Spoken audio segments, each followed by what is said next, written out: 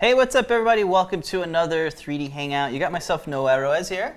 Hey guys, I'm Pedro Ruiz, the creative tech here at Adafruit, and every week we bring to you 3D printed projects, news around the world in 3D printing, and of course, shop talk that involves all the craziness that you need to do Shop for 3D Talk's printing. a new segment. Let's go through some of the segments right now. So what we usually do is we go through our prototyping, some internal news.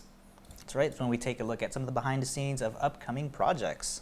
Then we'll take a look at some 3D news. That's right, every week we scour the net to find the most interesting news in the world of 3D printing. We got a weekly video. That's right, this week it's DLP SLA with the Ember 3D printer from Autodesk. And then we got some shop talk, like you're talking about. This week we're going to look at some unboxing, some failed prints, what do failed prints look like on an Ember, and some detailed settings and the like. Right on. So first up, we want to share with you guys a very special coupon code. That's right, 10% off discount. Use the code EMBER during checkout. Expires at 11:59 tonight.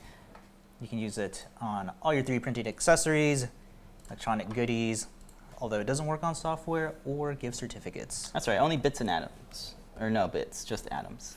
Anyway, let's talk about what are you prototyping today.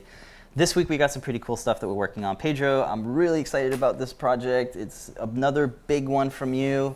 It's a very long and pointy thing. Here it is. This is a sort of cosplay project. So this is the little cistern syringe from BioShock. So we're using the copper fill. We're using Ember transparency here, so it has watertight, Yeah, it's a watertight mesh, basically. Yeah, so we're going to have like liquid in here. We're going to have lights in here. We have an actuator here that's printed inside the object. And we can take a cross-section look at this where all the electronics are going to rest. Pretty cool little simple circuit for this. We're using some copper tape, a rechargeable coin cell, and a little tactile, and of course a tiny little sequin to make it light up when you push down on the little trigger there. Love the color. That's going to be cool. Yeah. Like the way that the diffusion works on that. Very cool. Yeah, looks So, really nice. future project coming up. Cool. So again, you're using all sorts of different pieces here. You're using clear resin from the Ember printer. You're using copper, and it even has a little bit of electronics. It's pretty cool. Looking forward to it. I've been working on this project here. This is going to be a DIY Daft Punk console. This is Lamar's project. It's using a Trellis, the Trellis Matrix button platform. It's also using the Pro Trinket and the Audio FX board, the 2 meg version here. So, and it also has the LiPo backpack so that we can recharge the battery that's going to be inside here. And then if you can see here, this has speakers, 2 speakers mounted to the enclosure itself. You got the trellis in there. You got the elastomers on the top here. And you even got a cool little, some text here on the actual enclosure. So we got the USB over here so we can change the program, or over here, the FX soundboard, we can upload new samples to it. This is really cool because it's standalone. It's going to work as a standalone audio device. So that's really cool. We've done a project like this before, similar. It was the Mini Oon, so it was more like a MIDI controller. That didn't actually make sound. It was just sort of a controller. This will actually make sound. So this is a new project. We got it. We got the FTDI cable here because we're debugging some serial. But this is a forthcoming project. It's in the works, and I hope you guys like it when it's ready. Yeah, it's really cool. I really like the included speakers that are built into this. That's a tiny little enclosure. Pretty cool way to mount it. I wasn't too sure how I was going to mount it, and everything ended up fitting just perfectly in there because our boards are so small, right? So pretty cool projects coming up in the coming weeks for you guys. That's right. So with that, let's go ahead and jump into the world of 3D printing news. All right. First up, we got a NinjaFlex review. All right, this is from Neatherbot, who takes us through printing with a Bowden extruder. Of course, you're going to need a 3mm filament, and he's using an Ultimaker for this. But really cool settings that you need to know if you're trying to print with this very versatile material. So the basic steps are printing to 260 degrees, and it actually takes you to the characteristics of what purging your nozzle should look like to get a very even flow of the NinjaFlex. Yeah, so just some good beginner basic tips on using NinjaFlex, which is actually on a Bowden. Yeah, it's actually kind of difficult. He also takes you through some settings inside of Cura, and a very cool thing that I did not know, if you skip forward, Up Which into one? the software section of this Okay. is, it's just a basic navigation, stuff like that, but also some cool things of positioning your print on the platform to get the most optimal toolpath. And I didn't know you could do this. So here it shows an example of him just moving it around and showing how the toolpath updates depending on where you have your model inside the platform. That's really cool. You want to have it, I think you skipped it, where the toolpaths, where the toolpath crosses like that to get the optimal sort of, what's it called, the infill for the model. Yeah, and he also goes through some reasons why you wouldn't want to have so many top shells, for example.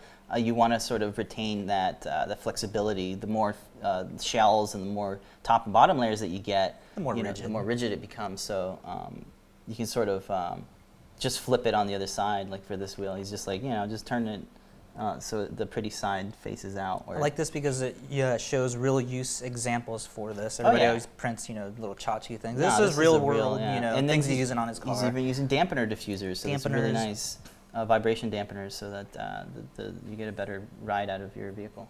And also gaskets. This is really good as an O-ring for his vapor smoothing jar. Yeah, you would think the vapors from the acetone would like melt this thing completely, but it holds up very well. It's incredibly strong material. Mm-hmm. Yeah, so this is a really good review. Definitely check it out. He's even had a Haku soldering iron. He's legit. Yeah, definitely subscribe to NeitherBot. Yeah. Really cool stuff on there. Shout outs to you, sir. Thank you so much for this review. Definitely going to help a lot of people. Okay, up next. Next up, we have an NES Controlled 3D printer. It seems that we got this drone video made it in somehow. Okay, so this is a really fun project that got me really cool. It's got me excited. Like, I want to do this. So I made a DIY game controller a couple weeks ago, and this is using the USB Nintendo game controller to control your printer using Printerface in the auto hotkey script.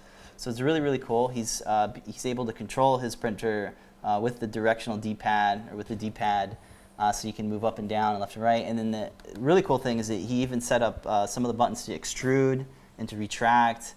And then you can also do like some micro stepping as well. He's got some cool key combos to step at a larger amount or a smaller amount. Extrusion, like you said, very cool, hacked up way to control your 3D printer there. Yeah, so definitely want to try this. Using auto hotkey and Printerface. Unfortunately, it doesn't work on the Mac, but if anybody knows how to set this up, we'll definitely make an episode on utility. this. Yeah, if there's a similar utility, you can probably do it on the Mac. Very cool. He's got a full tutorial. He's got the code listed on his website, so you guys can start messing with it now. So check it out. We got a link for you in the description below, and also on the Adafruit blog. Very, very cool project. Next up, we have Macaster Car Access within Fusion 360. Yeah, so this is a big deal. Traditionally, you would have to go to like the SolidWorks database and then like look for your part, right? Well, now it's integrated into Fusion 360, so it's a big deal. So here's what the interface looks like. This is an upcoming forthcoming release. So you get all your parts are broken out in categories. So you're looking at some screws, some bolts, some threadings, all sorts of hardware that you could use for your project. In the background here, he's got like a microphone, so he's looking for the right screw for this thing. So it's all integrated into Fusion, and you can pick what kind of file formats you want, and it's pretty straightforward to import it in. This is really, really great if you're messing with a lot of hardware in your projects. Very cool. Especially when you're on a timeline, that's one thing you don't want to spend any time on is measuring component parts for your model, and then getting the tolerances right. This is tried and true, That's the way it ought to be. Models that can integrate into your model, get it ready for production. And it kind of reminds me of Adobe's approach to their font kit. And it's like, let's just give the designers every font they want because they're already subscribed. So this is a really cool way as well. Really cool way for production workflows. Check it out. Fusion 360 coming soon. Next up, we're going to look at how a photographer uses 3D printing. Yeah, let me skip to that one. There we go. All right, so this is by Victor Wolonsky, who's using instead of using traditional string or a mannequin to hold, to hold up models, he didn't like the way, sort of the shape looked around that. Yeah. He really liked the way it looked around his wife, so he did a 3D scan of, the area of where the jewelry is, like the neck. then used that brought inside of 3D Max. 3D Studio Max. Yeah, so he did some 3D scans, brought these into Autodesk 3D Studio Max, and cleaned up the model, and then printed these out on his Formlabs printer using some clear, transparent resin so he could see behind the model. So these are the first attempts, and then the final of what it looks like in his little studio setup with all the lights, the reflective back there, and it turns out really cool the way that you're able to get the transparency in this and a good use of 3D printing in photography. Absolutely. Yeah, this is really cool. So he would take this into Photoshop, and it'd be a lot easier to clean up and remove because the material here is transparent. And I think it's a better approach. I think this is the way that photographers can start doing it, is to making 3D printed custom rigs and things. So that's a really cool one. Okay, if you want more detail on that project, we got it for you. We've got a link for you guys in the description. So check that out. All right, next up we have a dual parking extruder design. All right, so tell me about this extruder design. This is really, really different. Yeah, so the way this works is that instead of the extruders being, fixed together, moving at the same time, each one moves independently. So this eliminates two issues. It eliminates the oozing from the idling extruder, and it also eliminates the non-extruding nozzle from scratching and removing the layers laid out by the first extruder. Wow. So this is a really cool, concept. He releases the plans for these. You can get the code for that too. This is really cool also because while the other extruder is idling, the metal sheets that you can see there is actually plugging the nozzle, so we're not getting any leakage while the other one's doing its work. So really cool concept. Hope other manufacturers pick this up. This is really cool. Very cool. You can find more info on the blog or the link above there. And then next up we have a pretty cool look at how digital light processing, or DLP, works. Cool. So this is a video from Applied Science, and they just go through some, they do like a mini scale, or actually a rather large scale, of how the projectors work using a bunch of different mirrors. Yeah, so it's basically just mirrors that are turning away and projecting the light to create the image. And the case of 3D printing, the silhouette or the outline of what the slice for that whole image is going to be. That's pretty cool. So it takes you through, it's pretty complicated, the way it has to rotate through color wheels to, make all of the different colors appear for TV. But makes it a little, like you said, a little scale using magnets is really cool to watch. Definitely check it out. Subscribe to Applied Science. Yeah, definitely check it out. We got a link for you guys in the description. Okay. All right, and that takes us to this week's project. Talking about DLP. We have the DLP SLA 3D printer from Autodesk. That's right. We've been sharing about it for a little bit now, and we just wanted to make a video on our experiences with it so far. So this is, of course, DLP. It's using a separation and expose technique. That's where it exposes UV light to the bed to create the print that emerges out from your resin tank. Yeah, so unlike the Formlabs, which uses a laser to draw out each layer, this is just projecting one full slice, an image of the whole print. So there's there's no like drawing it around. It'll actually just, like you said, shoots it all. Shoot it, harden it, move away or peel, and then go on to the next layer. So it's pretty cool for printing small items like jewelry and complex structures like that. It's a little getting used to that everything prints upside down. So you definitely got to set up support structures for that.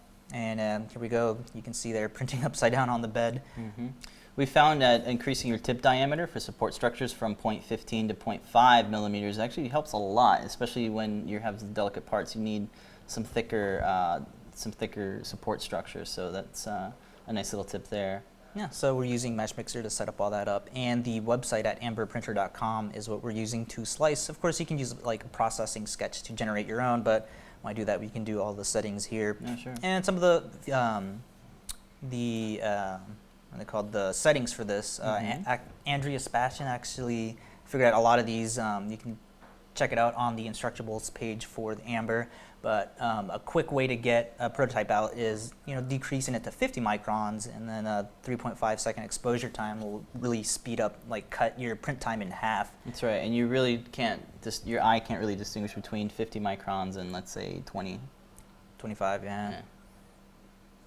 So it has a very cool OpenGL preview that takes, you can visualize the steps that it takes to all the slices that it's going to print out. That's right. So this is one of the differences between FTM and SLA and DLP. Sure. It's very gooey, very messy, a lot of hands-on. So you got to wear gloves, finishing. you got to wear like a face shield, so nothing comes at your face when you're removing things or getting support materials off. Yeah, you definitely need a cleaning station and proper tools that are gonna get gunked up. So let's take a look at removing support material.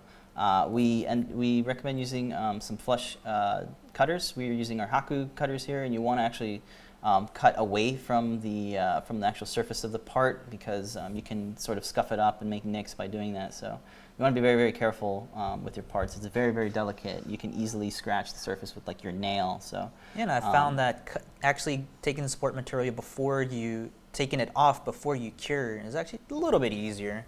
Okay. Yeah, because it's not fully hardened yet. Okay, so there we had some support material in the center of it, so you got to cut it up into bits. Be careful there. After that, of course, you have to harden it with the alcohol solution. So we got a tub of alcohol there, and we just sort of soak it and agitate it for about 5 minutes, and then that tends to harden it up.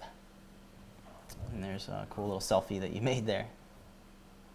Yeah, so let's now look at some of the, I think the leveling process is coming up next, or no, the cleaning, maintenance on this thing. Yeah, so once prints fail, you're going to want to scoop up all of the material that's floating around with like a comb.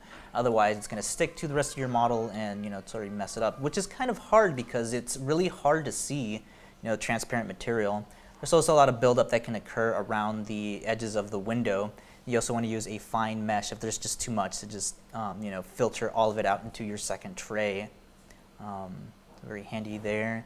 And then, of course, just wipe your bed down clean to start up again. Leveling process is pretty easy. It's a single screw with the Allen key that attaches to the bed. Actually, it works like a ball head on a camcorder tripod. So you'll initiate the calibration procedure there, and then loosen the plate so it just drops down on the window, and then just push down on all 4 corners until it's completely leveled out and aligned with the window. Cool. And then you can do some minor cleanup around the edges, make sure there's no spilled gunk all over your printer. Yeah. Just be careful with removing any of the ink. As people were saying that they really need to redesign the mold to have the minimum and maximum levels for the liquids on the tray. Big news today, or rather, this morning.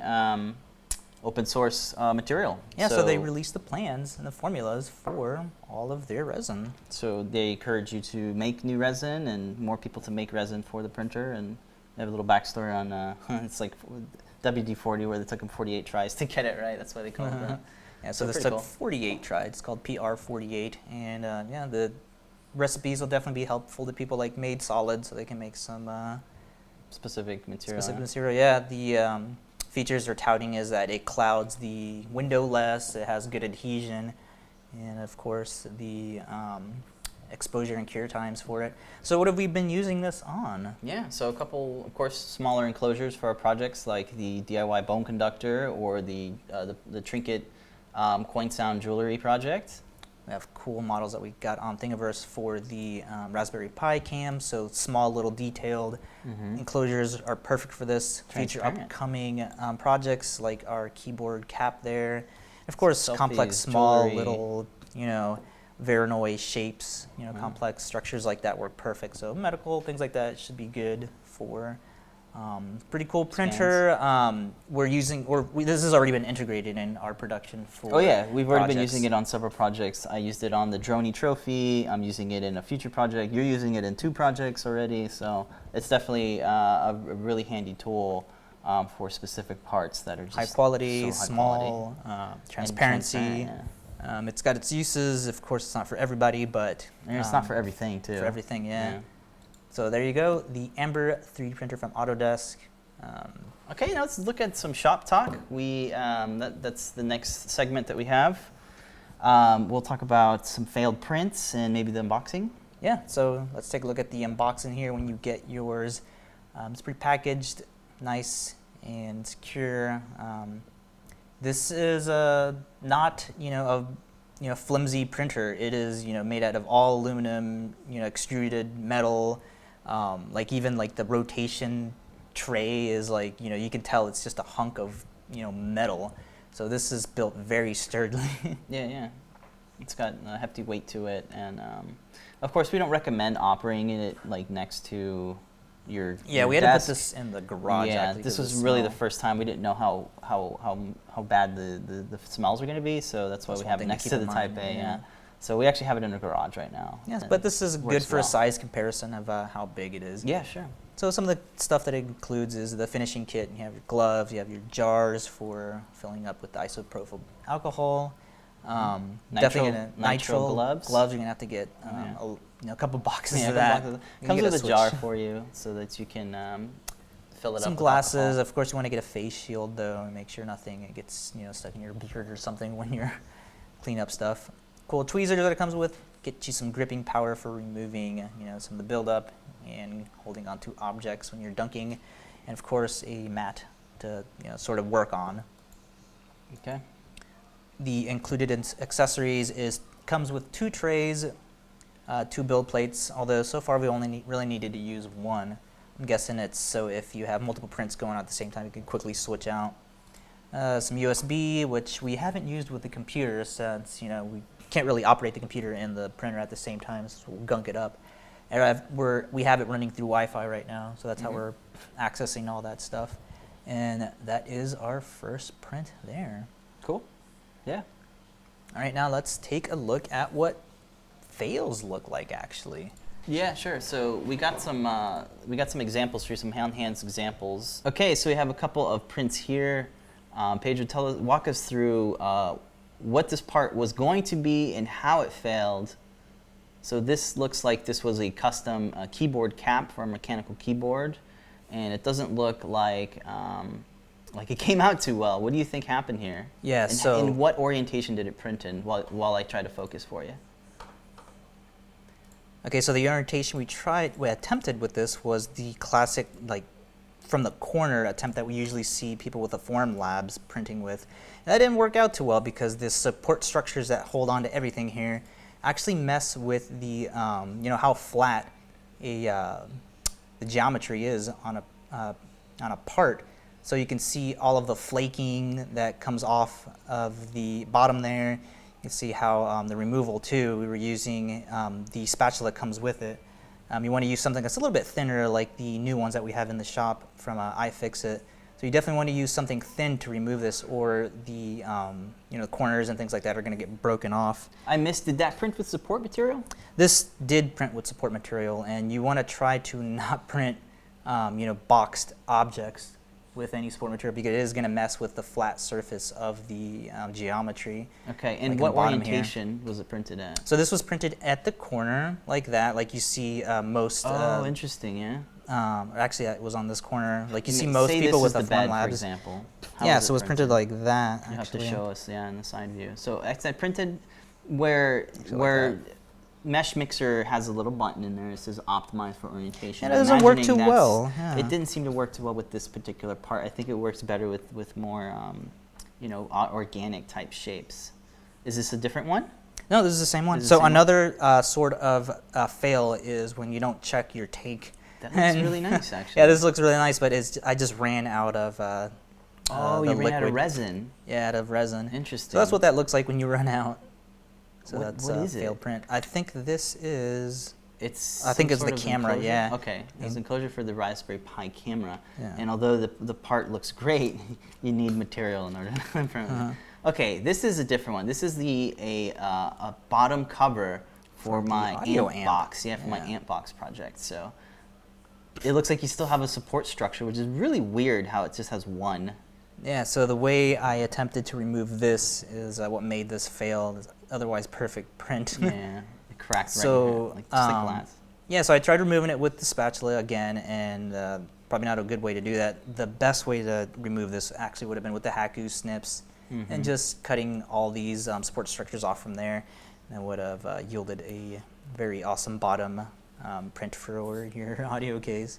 Nice transparency. You can see the the support material that was used to hold the bottom of that. And the holes came out pretty well with the right tolerances, and the orientation of it was actually up like that. We actually have it in the video there in the beginning. It shows it printing that, and that's how it printed straight up. Yeah, so like the that. reason I had to print it that way actually is because printing wouldn't it fit. down like that, it's not going to fit on the bed. Yeah. That's one thing that we always have to remember when printing.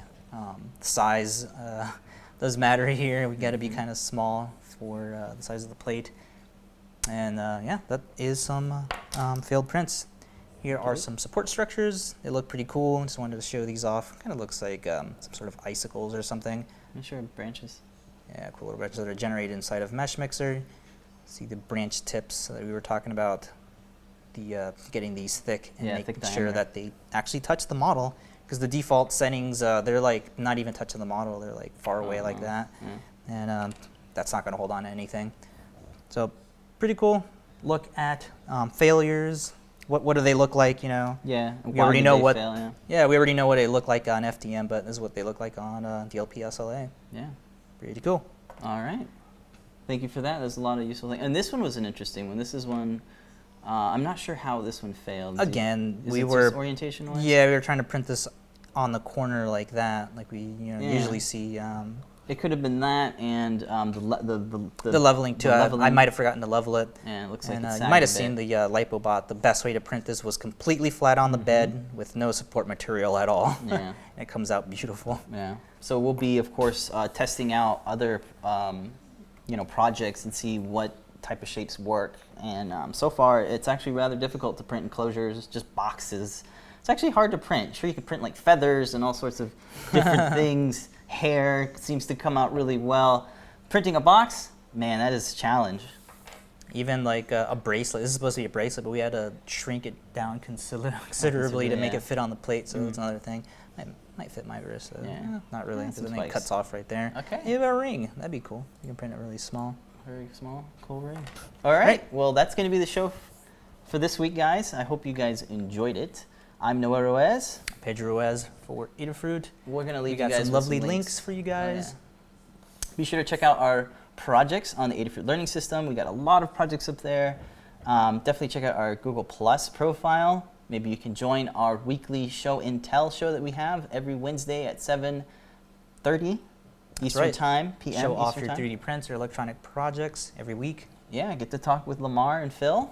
That's right. And And every then Thursday, every Thursday. blog posts galore. That's right. 3D Thursday. Check all the news there. Search for the tag 3D Thursday. And you can follow us on Instagram, Twitter, Thingiverse. I'm at VideoPixel, at Ekin. And Check us out. at Adafruit. And at Adafruit, Yeah, check them definitely. out. And the last thing we'll leave you with is, remember, Amber coupon code. That's right. 10% off. Expires at 11/59. Does not work on software or gift certificates. That's Get your 3D printing goodies on. All right. Well, guys, we'll see you guys next week. Thank you guys for watching again. We'll see you next week. Bye, everybody. See you guys.